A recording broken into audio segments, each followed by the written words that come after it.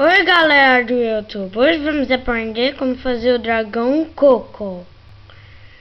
Você pode simplesmente comprá-lo por 3.000 joias e 500, ou pode simplesmente procriar o dragão petróleo,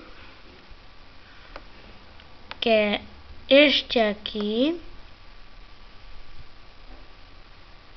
Petróleo,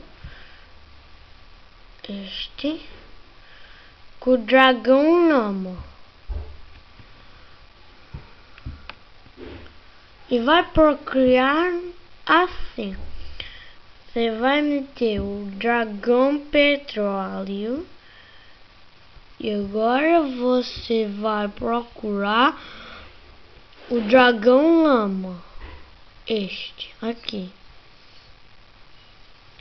Eles não precisam estar no nível igual. Então você mete aqui para procriação normal, ou pode procriar com impulso. Então daqui a 24 você vai ter o dragão.